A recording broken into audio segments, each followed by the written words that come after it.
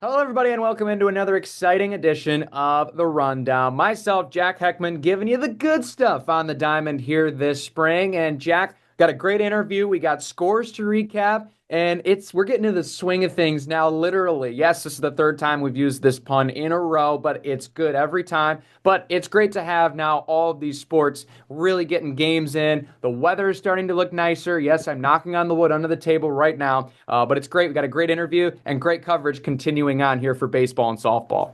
Exciting week and an exciting week coming up, getting some good games in. Absolutely. So we will get you the scores to recap for all of our great divisions, red and white, for both baseball and softball, as well as our games of the week to watch out for upcoming. But first, I had a chance to sit down with Reed City head baseball coach Eric Grannis on their start to the season and what they're looking for looking through the rest of the year. So without further ado, we'll send you to the interview with Eric Grannis. Welcome into our exclusive interview here on the Rundown. I'm sitting down with Reed City baseball head coach Eric Grannis. Coach, thank you so much for joining us here on the show.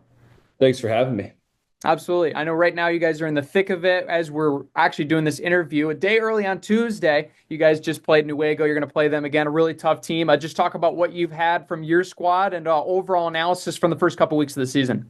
So technically we played 3.5 games. So we're still pretty early in the season. And we've got, like I said, we've got athletic pieces. We got kids that know we can play. It's just a matter of fine tuning some things and getting these pieces to kind of come together.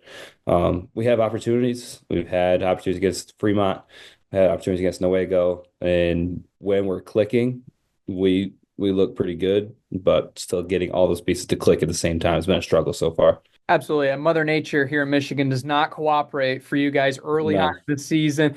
Being able to get outside now, just talk about how much that's impacted practice as well as just for all the guys, getting a better feel of it. As obviously you'd love to play well here in the beginning part of April, but at the end of the day, more into May into the playoffs is when you want to be at your true peak.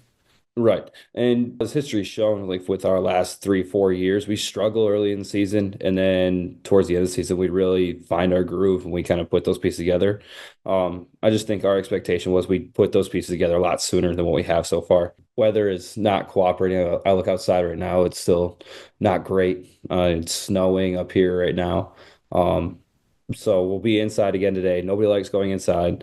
We don't. I mean, you've done it before, but we don't have the facilities like other schools do.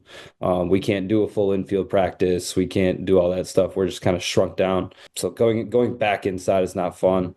And just trying to juggle with times. We go from 6 to 8 o'clock tonight. So March really teased us, and it was 70 degrees in those first 2 weeks, and now it's 43 degrees in the first week of April. So it's been a struggle the last couple of weeks.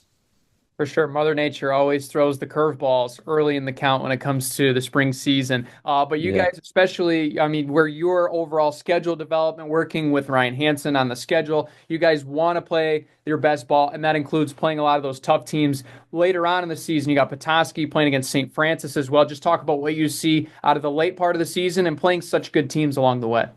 Over the past few years since I've been doing this and working with Ryan, he does a great job of getting us ready for that late season push. He wants us to play top end competition, and it helps. Like once we get into districts, we know that well, we could play with St. Francis. If we lose a 5-2 game against a school like St. Francis, it's a good game for us as long as we do things the right way. Petoskey is always a good school. I mean, it kind of gears us up for that late season push, and it kind of gives us that little confidence going into the last 2 weeks and even into district. So I think that helps a ton. And even our home tournament that we host is not a slouch either. I mean, you've got Claire, who's got, I mean, they're good. They think they made it to semifinals 2 years ago, if not last year. I'm not sure.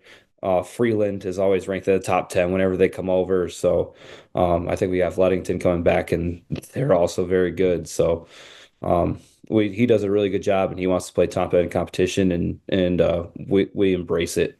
For sure. And although the results haven't been there the first couple of weeks, you've told me you've got the talent to do it. A lot of guys returning, a lot of leader guys, Landon Jackson as well. Caleb Sommers has been a cornerstone for you. Just talk about what you have out of this year's group and what might be your strengths and weaknesses that you're looking to kind of levy over the next couple of weeks.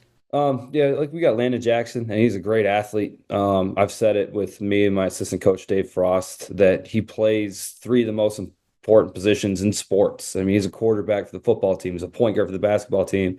He plays shortstop for us. So those are like one, two, three, and then we got Maverick Conklin, another senior leader. Feels like he's been around forever. I mean, his older brother played for me too. He's another good kid, that leader that we've had. And Caleb does a good job. He really has the athletic ability. We're just waiting for him to kind of break out. He did fantastic last night. I think in one game he went 3 for 3. So he's starting to put that together. Now we just need all those pieces clicking. And like I said before, just as soon as we can get all those pieces and parts working together, we could be pretty dangerous. For sure. As a team collective, what is the big identity that you guys really want to rock with? Is it more the offensive side at the plate, or do you guys pitching defensively want to shut teams down? What's kind of that identity that you see out of this group? I've always been more of the offensive guy. I mean, hitting has always been my thing. So when we're struggling offensively, it kind of upsets me. But like I said, we could put some runs up. We got speed. Maverick Conklin, Owen Williams, Peyton Gogolowski, Jaden Irvin, they can all fly. So as soon as we can get them on the bases, I think we could really wreak some havoc. We know we don't have Max Hammond. We don't have Noah Morgan. We don't have Xavier Allen, who could. I mean, I think it's part of the reason why we've gone to these 3 game series is because now we can't run those guys out and manage pitches and have all 3 of them available on a Tuesday, and then I'll have all 3 available on a Friday again. So, yeah, we don't have those guys anymore. So we know that right now we're going to give up hits, we're going to give up runs. We just got to score runs to kind of keep pace, and I think we have the offense to come out on top for some of these games. But early in the season hasn't been there, and we're still trying to find that groove.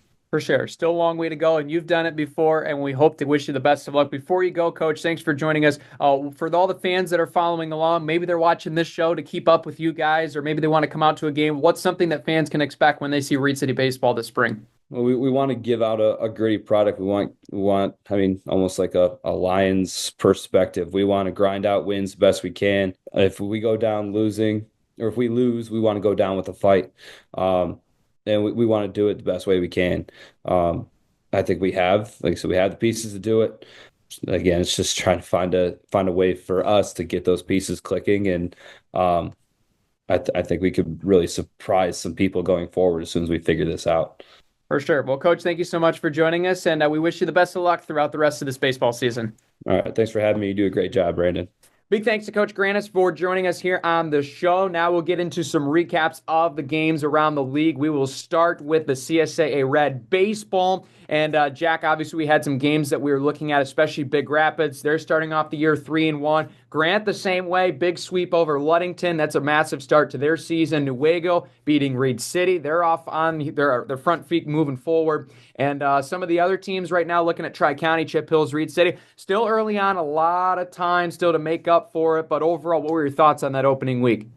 Exciting, some interesting matchups. Tri-County ended up splitting with Grant. That's a huge one. Reed City starting off 0-4. That's something to watch. Mention the Tri-County win over Grant. Noego's 2-0. Big Rapids 3-1. Chip Hills started 2-0, and now they've lost 4 straight games. They have 1 against Big Rapids here, and then they'll have 2 against White Cloud, 2 against Reed City. Hopefully they get their feet on the ground against White Cloud and Reed City.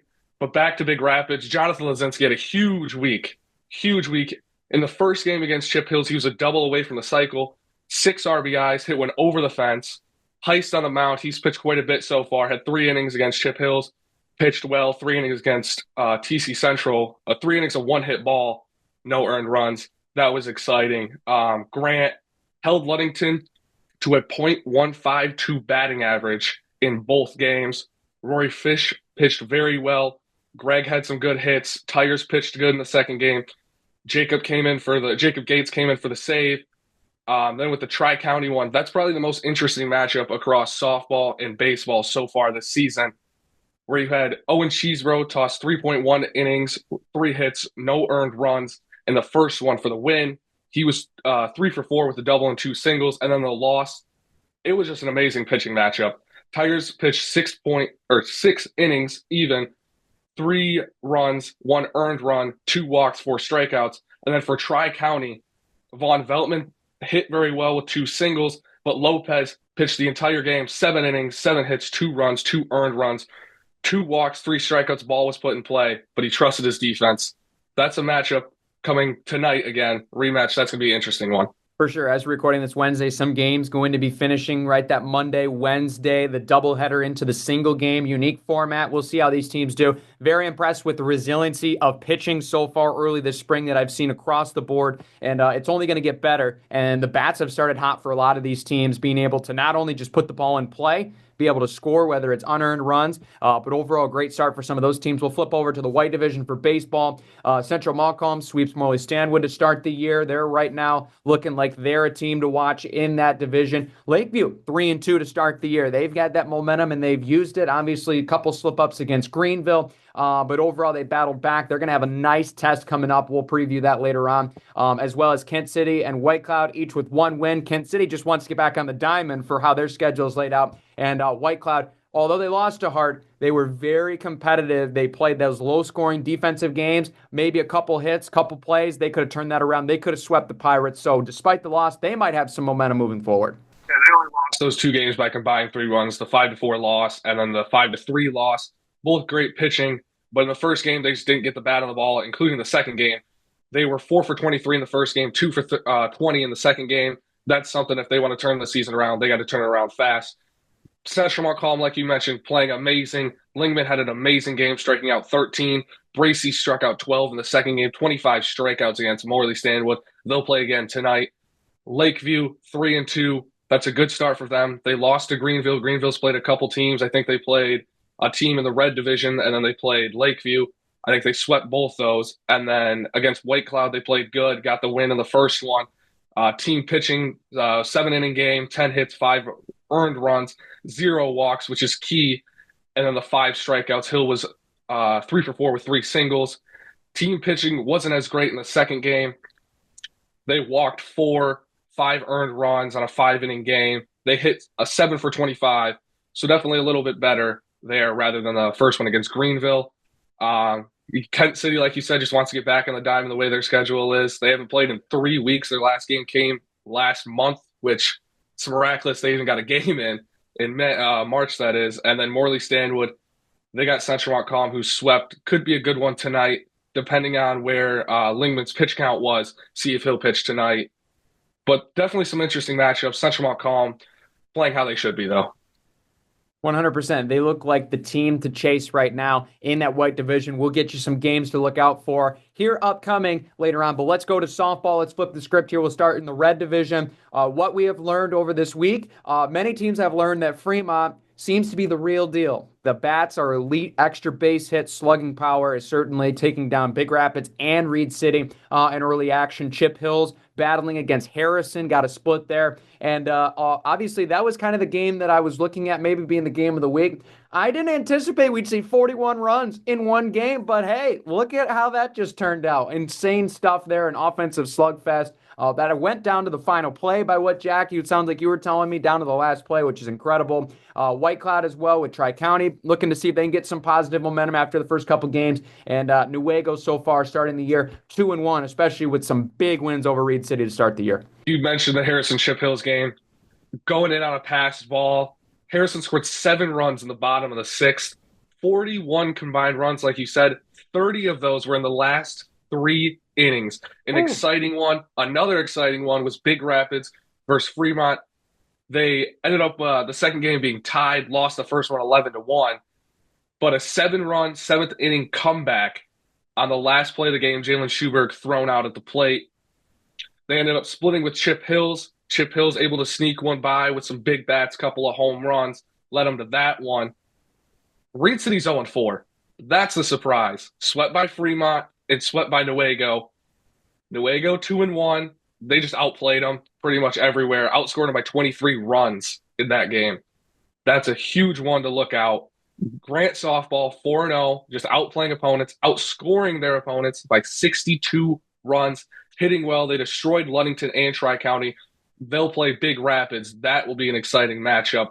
Reed City will have Tri-County, 2 0-4 teams battling to get their first wins of the season.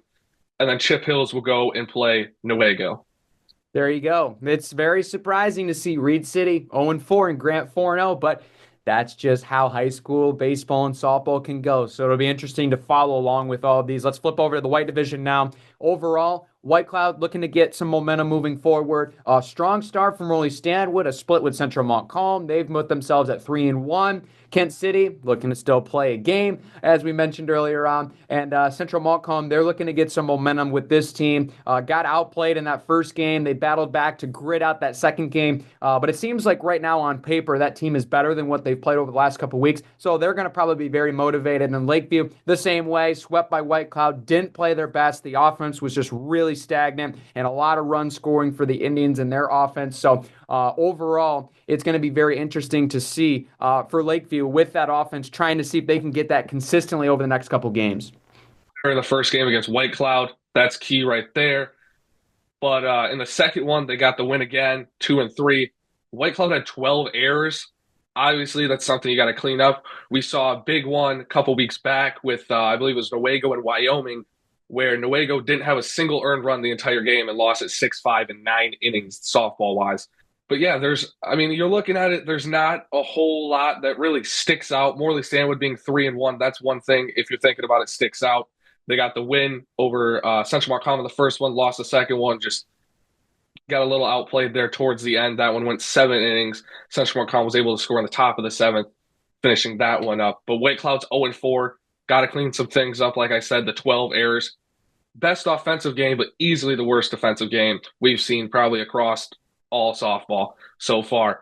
But there's definitely some exciting matchups coming up. Lakeview and Morley Stanwood. That one could be one that leads to something going down the road.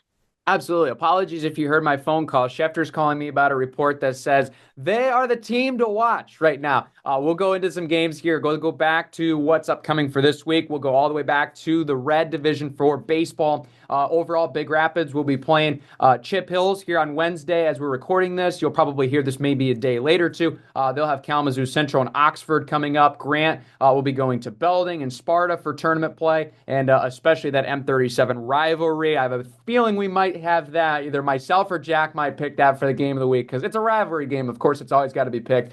Newaygo will be in action later on. They got Reed City to finish out this week. Reed City will be going to McBain, a little bit of a classic tailed matchup there of teams of small town programs.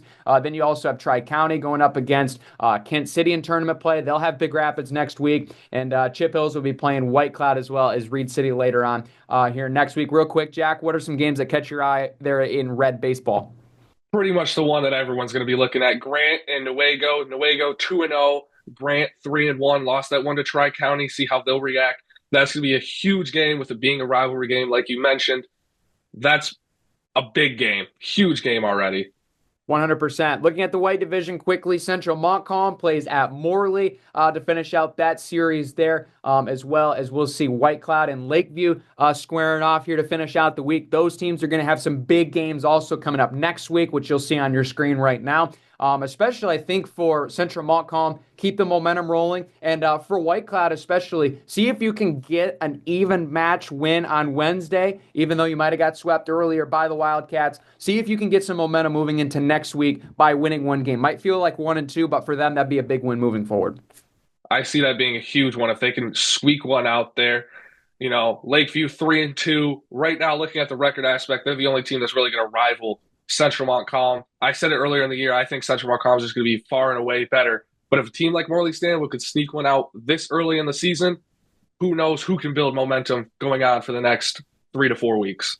Absolutely. Flipping to softball in the Red division, Big Rapids going to be finishing at Grant here. That's a very anticipated matchup coming up. Reed City and Tri-County will duke it out. Chip Hills and Newaygo, the next conference games for these teams. And for right now, where all of these records are, sure, are we over-exaggerating 4 games in? Yes, but that's why we make this show, for people to understand the over-analysis, right? But it's going to be very interesting just to see the indications of this game because of the fact that with how jam-packed these schedules are in spring, I mean, it's go time. If you want to put it together a resume against these good teams, you're going to have to do it earlier on in April. And we got a lot of games next week that are going to be very indicative for the team's momentum moving forward and for stands later on when we're talking towards May.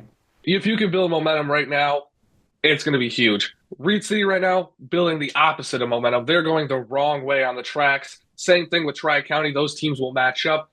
Hopefully, Reed City can get back on, get 2 wins there, or who knows, Tri-County could go 1-5 and be split with a team that almost won the conference last year. Big Rapids and Grant, like you said, huge matchup. Big Rapids 1-2-1, the tie coming to Fremont, and then Grant's 4-0, outplaying their opponents. They had a Tri-County one, and Ludington, I mentioned it earlier, outscored by 62 runs. Huge, huge differences. Newaygo and Chip Hills, that's going to be a good one. Newago's playing pretty good. I mean, they just swept Reed City. Huge, huge win this early in the season. We've talked about momentum. That's the definition of getting momentum this early in the season. 100%. Let's look now at the White Division. We got some good games for you here this coming. White Cloud and Central Montcalm will be squaring off. Lakeview and Morley Stanwood will do battle. And then Kent City will obviously have North Muskegon coming up. A little bit of a non-conference matchup there for the Eagles, but a really good one in terms of a real test out of the gate to see how good this team really can be. Haven't played since March 27th. That's 3 weeks by the time they'll play North Muskegon. They'll have time to work on anything, but they kind of killed Wyoming Lee. It was a huge win for them. They sit 1-0, the only team in the conference that's undefeated in softball. White Cloud, Central Montcalm, that could be a huge one. The conference is pretty much wide open. There's nobody really that's far and away the best team by a lot. Anybody, it's a wide open conference. We've talked about momentum all show long. This week, you could see a lot come into play. That certainly might be, out of the 4 in each division, in each sport, that one might be the one to watch later on as a close-knit race as we enter closer to the postseason. Long way to go still, and a lot to be sorted out. Before you go, let's get to the games of the week. Jack, I'll let you go first. Baseball and softball, 1H game of the week that you're watching, telling people if you can only make it to one game, this is the one that you got to go to. It's the rivalry game in softball and baseball. I'm going with Grant versus Newaygo, Monday, April 21st. Softball and baseball game of the week. Grant lost the game to Tri-County. Newaygo looked hot against Reed City. Softball, Grant, Newaygo. Baseball, Grant, Newaygo. Should be a phenomenal matchup on Monday. That's a good pick right there. I got mine, and it's crazy to think there's going to be one left off the list because I think there's really 3 good softball games of the week. I'm going to go with probably the sneaky one that many people might not think I'm picking. I'm going to take Chip and Newaygo. I think Chip Hill's offensive showing against Harrison, if they can roll that over into Newaygo, they are going to compete with the Lions. I think that could be a very fun game. I'll be looking out for that one. Big Rapids and Grant is obviously going to be the honorable mention of the 2. And then in baseball, sneaky game. How about White Cloud and the Wildcats of Lakeview? Those programs, right? You look at White Cloud, they're hungry, coming off a couple of close losses. How are they going to respond against a conference team like Lakeview? They've shown they've had some success in the past and want to continue to do so, while Lakeview starting off on the front foot with an above 500 mark through their first 5 games. I think that one might be really close down the stretch, and it'll be a fun doubleheader to watch. That's going to conclude our coverage here on the Rundown. Big thanks goes out to Dazos Digital. Target your target and audience with the experts of DazosDigital.com. Jack, another great episode here in the books, and it's going to be really exciting to see how these races shake out in each of these divisions, because overall we shared our thoughts, and right now things are looking a little bit more wide open than when we were talking 2 weeks ago.